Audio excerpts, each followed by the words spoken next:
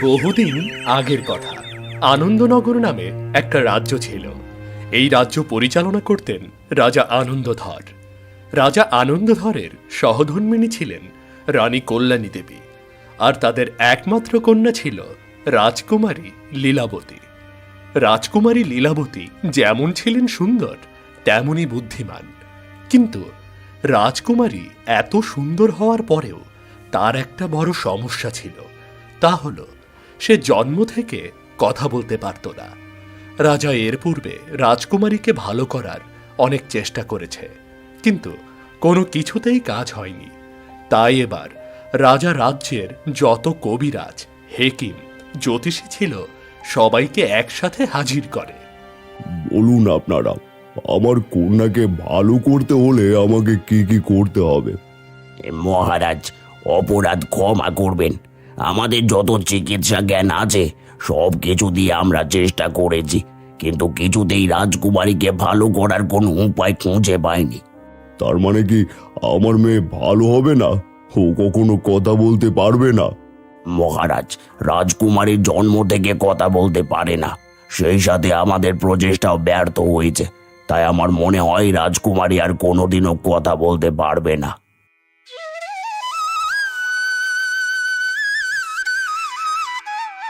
মহারাজ, মেয়েটা এমন কথা শুনে কত কষ্ট পেয়েছে। আমার মেয়ে কি তাহলে সারা জীবন বোবা হয়ে এমন কষ্ট পাবে? কোনোদিনও মনের কথাগুলো কাউকে বলতে পারবে না? হ্যাঁ রানী, এরা সবাই মিলে যখন ব্যর্থ হয়েছে, তখন আর আমাদের মেয়ের ভালো হওয়া আশা করি কি করে? হয়তো ওপরওয়ালা ওর ভাগ্যে এটাই লিখে রেখেছে। মহারাজ, আপনারা এত ভেঙে পড়বেন না, আমরা আরো চেষ্টা চালাবো। যদি কোনো সমাধান বের করতে পারি তাহলে সেদিন রাজকুমারীকে ভালো করা যাবে। আপনাদের এতদিনের সাধনা যেহেতু ব্যর্থ হয়েছে, তাহলে আর আমার আশা থাকে কি করে? আপনারা এখন আসতে পারেন।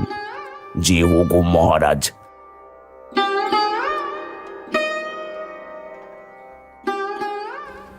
রাজকুমারী মন খারাপ হলে রাজকুমারী সোজা দিঘির পাড়ে এসে একা একা বসে থাকত, আর দিঘিতে থাকা হাঁসগুলো দেখত। তাই আজও রাজকুমারীর মন খারাপ হওয়ার কারণে সে দিঘির পাড়ে এসে বসে দিঘিতে থাকা হাঁসগুলো দেখছিল। হঠাৎ একটি আহত হাঁস উড়ে এসে রাজকুমারীর সামনে পড়ে।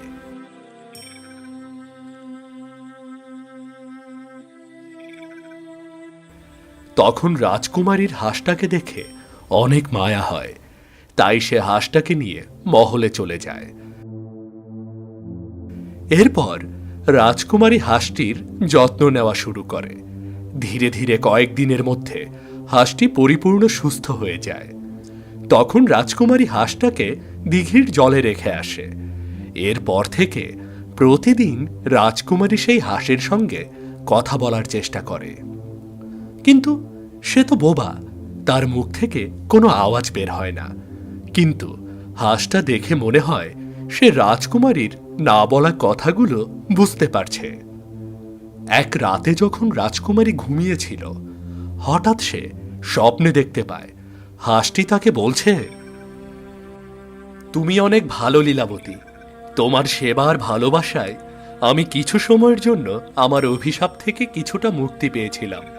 তবে আমি যদি অভিশপ্ত না হয়ে পূর্বের রাজকুমার হয়ে থাকতাম, তাহলে তোমার মতোই কাউকে আমার জীবনের আশা করতাম। তবে তুমি আমার সেবা যত্ন করে আমাকে সুস্থ করেছ, তাই আমি তোমাকে একটা উপহার দিতে চাই। তোমার চোখটা খোলো।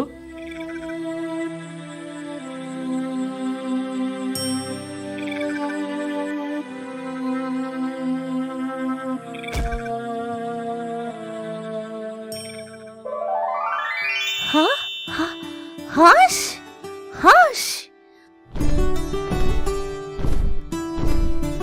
রাজকুমারী হাঁসের দেওয়া রত্ন হাতে নেওয়ার সঙ্গে সঙ্গে তার মধ্যে এক আলোকিত শক্তি চলে আসে। রাজকুমারী তার কণ্ঠস্বর ফিরে পায়। এতে সে খুশি হয়ে দ্রুত রাজা রানীর কাছে চলে যায়। বাবা মা, তোমরা ওঠো, দেখো আমি কথা বলতে পারছি। ওঠো তোমরা।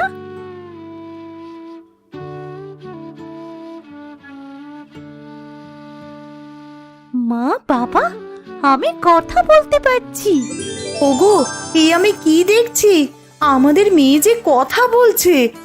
হ্যাঁ রানী, আমি তো নিজের চোখকে বিশ্বাস করাতে পারছি না। আমার বোবা মেয়েটাকে কত চিকিৎসা করিয়েছি, কেউ ভালো করতে পারেনি, অথচ সেই মেয়ে এসে আমাদের সামনে কথা বলছে। মারে, তুই কিভাবে আমাদের সাথে কথা বলছিস? কি করে তোর কণ্ঠস্বর ফিরে এলো মা? মা, সবকিছু হয়েছে নীলরত্নের জন্য। এই নীলরত্ন হাতে নেবার সাথে সাথে আমার গলা একদম পরিষ্কার হয়ে গেছে, আর সেই থেকে আমি কথা বলছি। কিন্তু এই রত্ন তুমি কোথায় পেলে? এই রত্ন আমাকে দিয়েছে ওই হাঁস রাজকুমার, যাকে আমি সুস্থ করেছিলাম। হাঁস রাজকুমার? আমি তো কিছুই বুঝতে পারছি না। বাবা, আমি এতদিন হাঁসটাকে সেবা যত্ন করে সুস্থ করে তুলেছিলাম, আর সেটা কোনো সাধারণ হাঁস ছিল না, এক অভিশপ্ত রাজকুমার, যাকে এক জাদুকর হাঁস বানিয়ে রেখেছে। আর সেই হাঁস রাজকুমার আমার গলার আওয়াজ ফিরিয়ে দিয়েছে বাবা। যা হওয়ার ভালোই হয়েছে, তুমি যে তোমার গলার আওয়াজ ফিরে পেয়েছো, এতে আমরা অনেক খুশি। না বাবা, যে আমার কণ্ঠ ফিরিয়ে দিয়েছে তাকে এভাবে ভুলে গেলে যে আমি স্বার্থপর হয়ে যাব। তাকে আমার সাহায্য করা উচিত। কিন্তু তুমি তাকে কিভাবে সাহায্য করবে, আর কিভাবে তাকে সেই জাদু শক্তি থেকে মুক্ত করবে? যেভাবেই হোক তাকে আমার মুক্ত করতেই হবে, না হলে আমি যে তার কাছে চিরঋণী হয়ে থাকবো। ঠিক আছে, তোমার যা ভালো মনে হয় তুমি তাই করো, আমি তোমাকে বাধা দেব না, বরং তোমার যা যা দরকার সব কিছু দিয়ে আমি তোমাকে সাহায্য করব। হ্যাঁ, এখন তুমি গিয়ে বিশ্রাম করো, যা করার কাল থেকে করো। ঠিক আছে মা।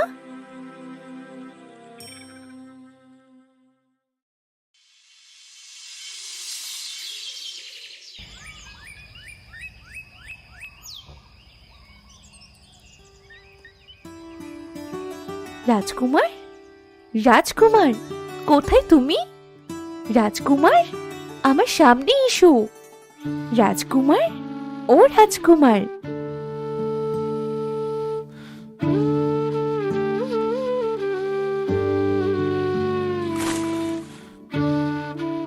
আমাকে ডাকছো কেন রাজকুমারী?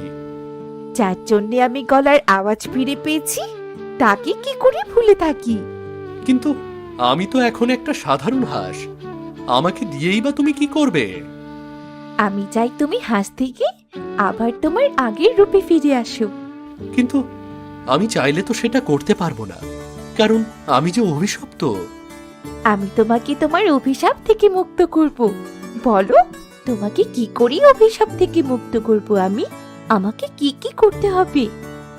আমাকে মুক্ত করা যে বড়ই কঠিন, তার চেয়ে তুমি তোমার আওয়াজ ফিরে পেয়েছো তা নিয়েই সুখে থাকো।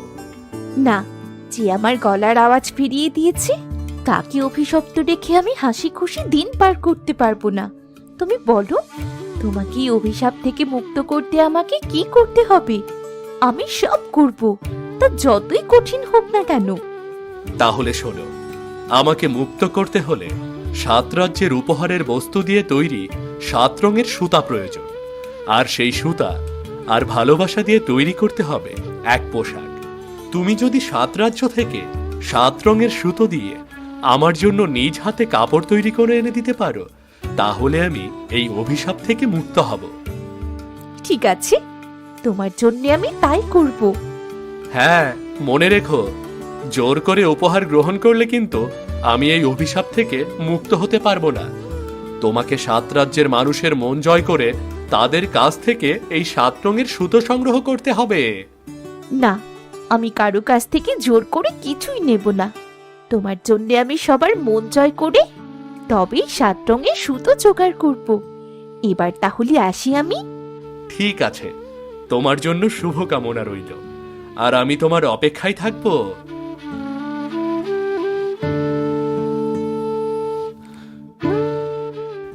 রাজকুমারী 7 রাজ্য থেকে 7 রঙের সুতা জোগাড় করতে রাজা রানীর কাছ থেকে বিদায় নিয়ে মহল থেকে বেরিয়ে পড়ে। রাজকুমারী যেতে যেতে অন্য রাজ্যে প্রবেশ করতেই দেখতে পায় দুজন সেনা দুজন তুলো চাষির গলায় রশি বেঁধে টেনে হিচড়ে নিয়ে যাচ্ছে। এটা দেখে রাজকুমারী অনেক রাগান্বিত হয়। দাঁড়াও,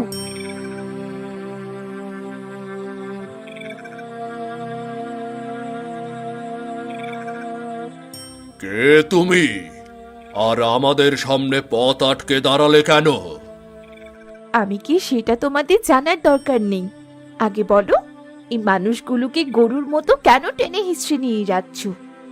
কেন নিয়ে যাচ্ছি তোমাকে বলতে হবে। সরে দাঁড়াও, তা না হলে তোমাকেও এভাবে ধরে নিয়ে যাব।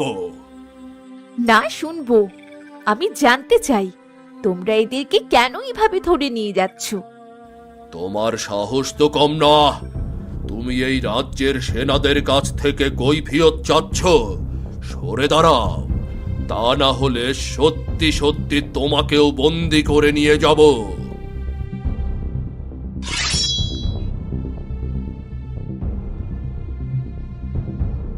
এদেরকে নিয়ে যেতে হলে তোমাদের বলতেই হবে এদের অপরাধটা কি। তা না হলে আমি এদের নিয়ে যেতে দেব না। আমরা মহাজনের হুকুমে এদেরকে ধরে নিয়ে যাচ্ছি। এরা এবছর কোনো খাজনা পরিশোধ করতে পারেনি।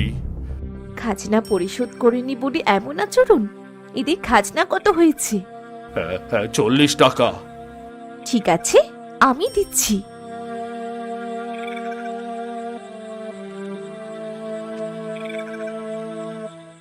আশা করি ওটা দিয়ে এদের খাজনা পরিশোধ হয়েও অনেক টাকা বাঁচবে।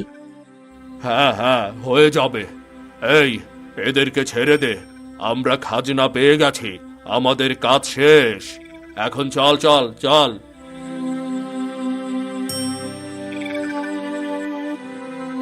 এই কে রে মা তুই? আর নিজের অর্থ দিয়ে আমাদের বাঁচালি কেন? আপনারা আমাকে চিনতে পারবেন না। আমি এক ভিনদেশী, এক বিশেষ জিনিসের খোঁজে এই রাজ্যে ঘুরে বেড়াচ্ছি। তা তোর বিশেষ জিনিসটা কি আমাদেরকে বলা যাবে? হ্যাঁ, আমি 7 রাজ্যের উদ্দেশ্যে বেরিয়েছি। প্রত্যেক রাজ্য থেকে আলাদা আলাদা রঙের উপহারের সুতার খোঁজে। তাহলে মনে কর একটা সুতো তুই পেয়ে গেছিস, কারণ আমরা এই রাজ্যের তুলো চাষি। আমরা যে তুলো চাষ করি তাদের সাদা রঙের সুতো তৈরি করি। সেই সুতো আমি তোকে উপহার হিসেবে দেব। চল চল, আমাদের সাথে চল। হ্যাঁ, চলুন।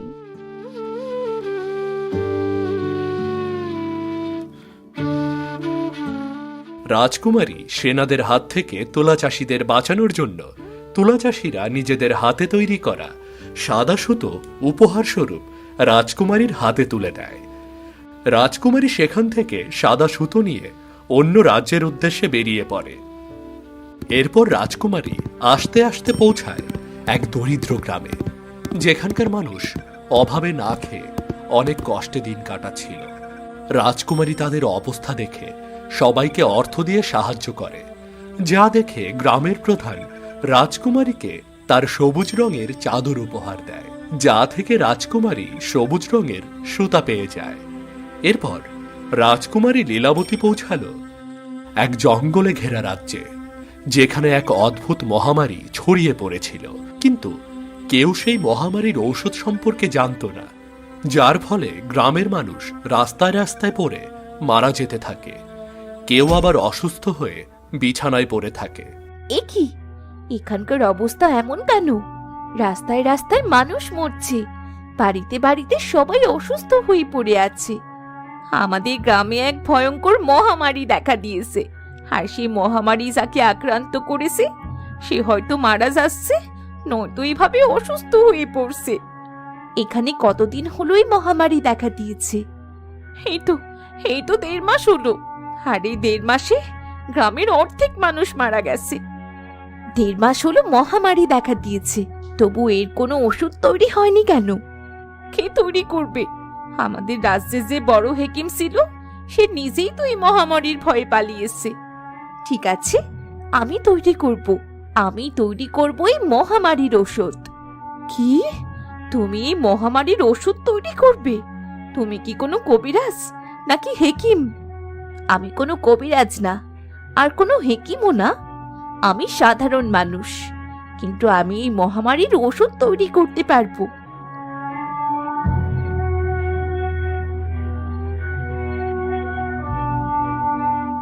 এরপর রাজকুমারী জঙ্গল থেকে কিছু জরুরি লতাপাতা এনে সেই মহামারীর ঔষধ তৈরি করে। রাজকুমারীর ঔষধ তৈরি শেষ হলে সে গ্রামের অসুস্থদের সেই ঔষধ সেবন করায়। এতে গ্রামের সবাই সুস্থ হয়ে ওঠে। তারপর গ্রামের সবাই মিলে উপহার হিসেবে রাজকুমারীর হাতে লাল সুতো তুলে দেয়। এভাবে রাজকুমারীর 7 রাজ্য থেকে মানুষদের মন জয় করে 7 রঙের সুতা সংগ্রহ করে রাজমহলে ফিরে আসে। এরপর রাজকুমারী সেই সুতো দিয়ে কাপড় তৈরি করা শুরু করে। সুতো সংগ্রহ ও কাপড় তৈরির মাঝখানে পার হয়ে যায় দীর্ঘ 1টি বছর।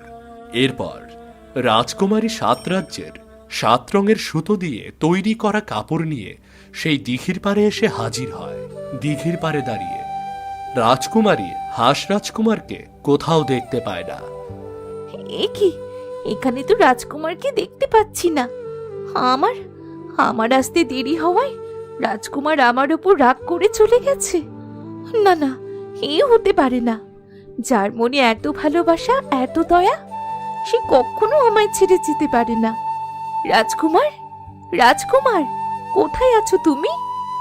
রাজকুমার, ফিরে এসো।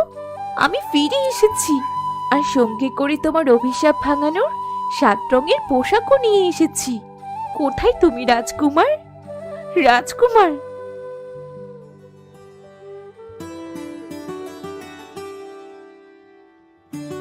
কোথায় চলে গিয়েছিলে তুমি? তোমাকে না দেখতে পেয়ে তো আমি পাগল হয়ে গিয়েছিলাম। কি ভেবেছ তোমাকে ছেড়ে চলে যাব? এ তো সামান্য 1টা বছর কেটে গেছে। আমি তো বাকিটা জীবন তোমার অপেক্ষায় কাটিয়ে দেওয়ার জন্য বসে আছি গো। আর অপেক্ষা করতে হবে না, এই নাও, তোমার জন্য সেই পোশাক তৈরি করে এনেছি। ঠিক আছে, পোশাকটা নিচে রাখো।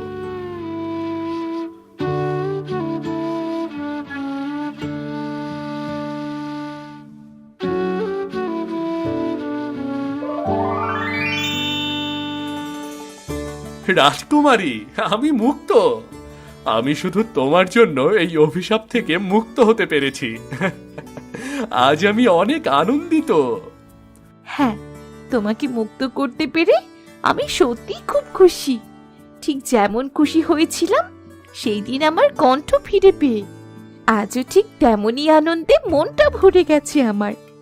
এই খুশিকে ধরে রাখতে কি সারা জীবন তুমি আমার পাশে থাকবে? হ্যাঁ, পাশে থাকবো, সারা জীবন তোমার পাশে থাকবো। এবার চলো, বাবা মা তোমাকে দেখলে অনেক খুশি হবে।